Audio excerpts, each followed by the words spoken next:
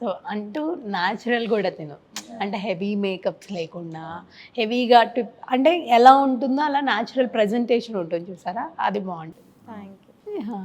So Pujitha మీ dream ఇదైతే అంటే మిమ్మల్ని ఎలా చేయాలి అనేది ఆయన కూడా ఒక డ్రీమ్ ఉంది, ఆయన డ్రీమ్స్ మర్చిపోయారు ఆయన. అవును. మీ డ్రీమ్ గురించి ఇప్పుడు పోరాడుతున్నారంట. సో ఇద్దరు కలిపి ఫ్యూచర్లో ఏదైనా ఒక మంచి ప్రాజెక్ట్ చేయాలి అనుకుంటే ఎలాంటి ప్రాజెక్ట్ చేయాలనుకుంటున్నారో, అది ఎలాంటి కంటెంట్ ఇవ్వబోతున్నారు, మోరల్గానా, ఎలాంటి సపోర్ట్ ఆడియన్స్? ఇట్లాంటి ప్రాజెక్ట్ చేయాలి అని మేమేం డిసైడ్ అవ్వలేదండి.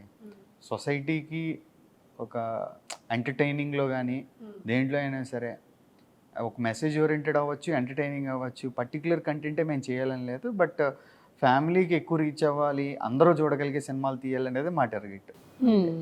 అందరూ చూడగలిగేదంటే ఇంకా హోమ్లీ కంటెంట్ ఎక్కువ ఉంటుంది. కంటెంట్ డీసెంట్ మూవీస్ అంటే మిగతావి డీసెంట్ కాదని కాదు, బట్ అందరూ ఫ్యామిలీతో కూర్చొని కలిసి సరదాగా ఎంటర్టైన్ అయ్యే మూవీస్. దట్టు తనకు అవే ఇష్టం కదా, చెప్తోంది కదా తను. ఒకవేళ మెసేజ్ అయితే మంచి మెసేజ్ ఓరియంటెడ్ మూవీస్ చేయాలని, ఇట్లా పర్టికులర్గానే ఇంకా మేము అంత దూరంగా ఆలోచించలేదండి. ఓకే. సో ఇన్ని షార్ట్ ఫిలిమ్స్ ఉన్నాయి కదా, మీకు ది బెస్ట్ అనిపించింది ఏంటి అంటే తనతో పూజిత చేసింది? నర్మదా అండి. Narmada is the best film. My favourite also. అది నా first film, the best film. అది ఎప్పటికీ నేను మర్చిపోలేని సినిమా అది. మరి మీకు? నాకు ఇలా ద్వారకా అవును అంటే నేను ఆయనతో పేరుగా చేశాను కాబట్టి. తను సింగిల్ గా ఉంది, మర్చిపోతుంది తను, మీతోనే అంటుంది. ఓకే. దాంట్లో కూడా నేను ఉంటాను మాస్టర్ని. అదే అంటున్నా, మాస్టర్ లాస్ట్ లో వచ్చి పెళ్లి జడగొట్టి తీసుకొని వెళ్ళిపోయి పెళ్లి జరగొట్టి పెళ్లి చేసుకున్నా. తర్వాత నేను అనుకున్నాను, నవ్వుకున్నాను. ఓకే, ఓహో ఇలా జరిగిందా, ఓహో దీనికి కంటిన్యూషన్ ఉందా, నేనే మిస్ అయ్యాను, రియల్ లైఫ్లో పెళ్లి చేసుకున్నారా వీళ్ళని షాక్ అయ్యాను నేను. సో మామూలుగా ఎవరైనా సరే అంటే మాస్టర్ అనేసరికి ఒక రెస్పెక్టబుల్ ప్రొఫెషన్ అది. సో మనం చూడగానే భయపడతాం. కొంతమందితో చాలా జోబియల్గా ఉంటాం, మన ఇంట్లో ఫాదర్తో ఎలా ఉంటాం, మన అన్నయ్యతో ఎలా ఉంటామో అలా కూడా ఉంటూ ఉంటాము. సో ఈ టైప్ మీకు స్కూల్లో ఉన్నప్పుడు ఈయన ఎలా ఉండేవారు మీతో, అంటే ఎంత జోబియల్గా ఉండేవారా, ఎలాంటి, లేకపోతే స్ట్రిక్ట్గా ఉండేవారా, ఎలా ఉండేవారు? స్కూల్లో బాగా స్ట్రిక్ట్గా ఉండేవాళ్ళు అనమాట సారు. చదివే విషయంలో కానీ డిసిప్లిన్ విషయంలో కానీ చాలా స్ట్రిక్ట్ అనమాట. ఇంకా కొంచెం ఎప్పుడైనా ఈవెంట్స్ ఏమైనా ఉన్నప్పుడు కొంచెం జోవియల్గా ఉండేవాళ్ళు. ఎలా అంటే నాకు సార్ని చూస్తే ఇట్లా వణికిపోయేవాళ్ళం అనమాట. కొట్టడం కూడా చాలా గట్టి కొట్టేవాళ్ళు. అసలు నేనేమనుకున్నా అంటే పోలీసులు ఏమన్నా వస్తారేమో ఇంటికి అప్పుడు. ఇది మీకు క్వశ్చన్ తెలుసా, అప్పట్లో టీచర్స్ కొట్టబట్టే ఇలా తయారు, ఇంటికి వచ్చేస్తారు. అప్పుడు ఇప్పుడు పిల్లలకు ఇలా పట్టేసుకుంటారండి స్టిక్, పడే బయట కొట్టద్దు అని. ఇప్పుడు పిల్లలు స్టిక్ పట్టుకోరండి, చేతిలో ఆల్రెడీ మొబైల్ ఉంటుంది, పాకెట్లోనే బ్యాగ్లోనే ఎక్కడొక్కడ మొబైల్, కాల్ 100 మెసేజ్ వెళ్ళిపోతుంది ఇంటికి, పరిగెత్తుకుంటూ వచ్చేస్తారు. మనం ఇటు వాళ్ళని ఎర్రకన్ను చేసి చూసేలోపే పేరెంట్స్ ఆఫీస్ రూమ్లోకి వచ్చి కూర్చుంటున్నారు. ఎలా చదివితే అలా చదవనివ్వండి, మీరు డిస్టర్బ్ చేయొద్దని. డిప్రెషన్లోకి వెళ్ళిపోతారు, ఇట్లాంటివి మాట్లాడుతూ ఉంటారు. అప్పుడు చాలా భయపడేదాన్ని అనమాట సార్కి. నేనేమనుకున్నా అంటే 5th నుంచి 10th వరకు, నేను 5thలో జాయిన్ అయ్యాను స్కూల్లో. నేను వెళ్ళిపోయే వరకు సార్తో ఒక్కసారి కూడా కొట్టించుకోవద్దు, నేను స్టడీస్ పరంగా ఎప్పుడు కొట్టించుకోవద్దు అనుకున్నాను. స్టడీస్ పరంగా ఎప్పుడు కొట్టలేదు, కానీ లేట్గా వెళ్ళానని చెప్పి స్కూల్కి ఒకరోజు కొట్టారు. అలా ఎలా కొడతారు మీరు? కొట్టారు. ఇప్పటికి గాయం ఉందండి. తెలియదు కదండి అప్పుడు నేను పెళ్లి చేసుకుంటాను. రాయండి, ఇప్పుడు పోతుంది కదా గాయం. కాదు మేడం, నేను అప్పుడు పెళ్లి చేసుకుంటానని తెలియదు.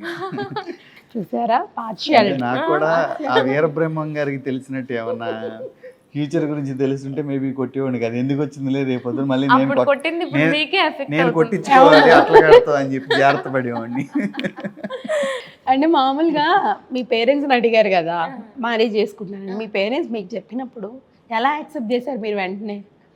అంటే ఇంకా మామూలుగానే మేము పేరెంట్స్ మాట విన్నాం. అమ్మ ఏంటంటే ఇప్పుడు ఇండియన్ మామ్స్ అని చెప్పి కళ్ళతో చూస్తే ఆగిపోతాం కదా, మా మదర్కి మేము ముగ్గురం అట్లా ఆగిపోయేవాళ్ళం అనమాట. అంటే జోవియల్గా ఉండేవాళ్ళు, కానీ మమ్మీ అంటే భయం కూడా. ఇంకా మమ్మీ ఏది చెప్పినా మా మంచికి చెప్తుంది అని చెప్పి, డాడీ చనిపోయారు, మమ్మీ ఏ డెసిషన్ తీసుకున్నా మా మంచి కోసమే తీసుకుంటారు. మమ్మల్ని చూసుకుంది ఎక్కువ మా అమ్మమ్మ అండి. అమ్మమ్మ డెసిషన్ తీసుకున్నది మా మమ్మీ, మేము ఫాలో అవుతాము.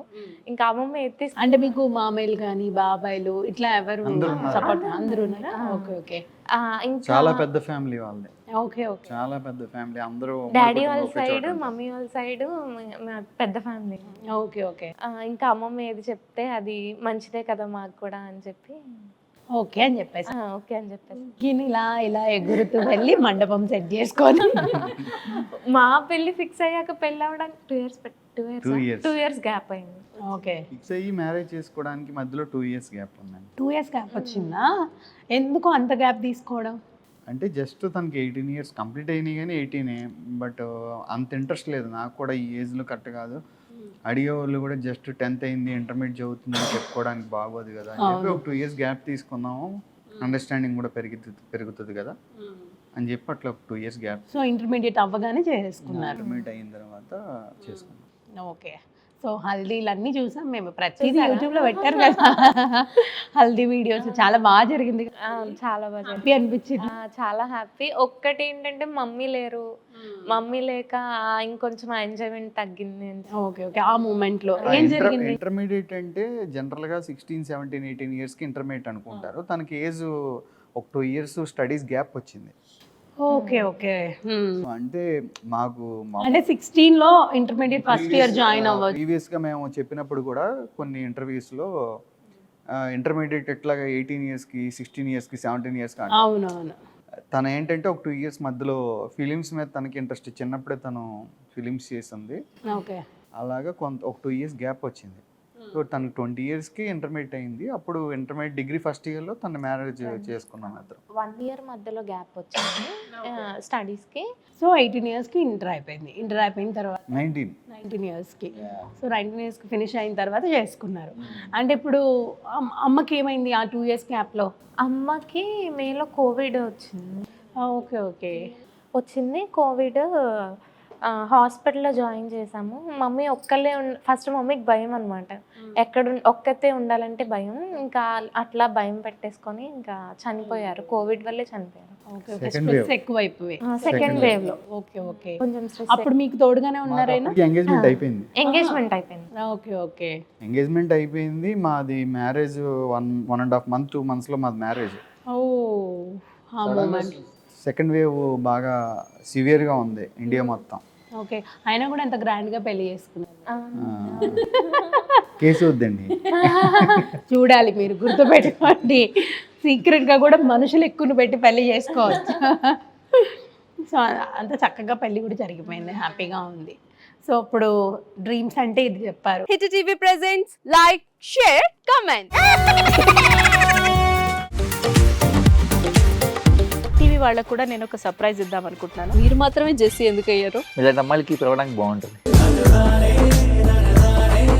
చందు సాయికి like you and have a, జనాలకి ఒక పేరు నచ్చిందంటే దీనికి ఒక ప్రాసెస్ ఉంటుంది. ఎందుకు బాక్స్ డైరెక్ట్కి వెళ్ళిపోదాం. ఏదైనా ఒకటి మర్చిపోయినావా నువ్వు? ఏం మర్చిపోయావు? ఏదో ఆ టైంకి మన సుడి బాగుంటే ఎవరన్నా చూపిస్తే రాయగలం కానీ డోర్ టు డోర్ సేల్స్ చేసేవాళ్ళు. శారీ వస్తుంది కదా, శారీలో వెనకాల కట్టుకుని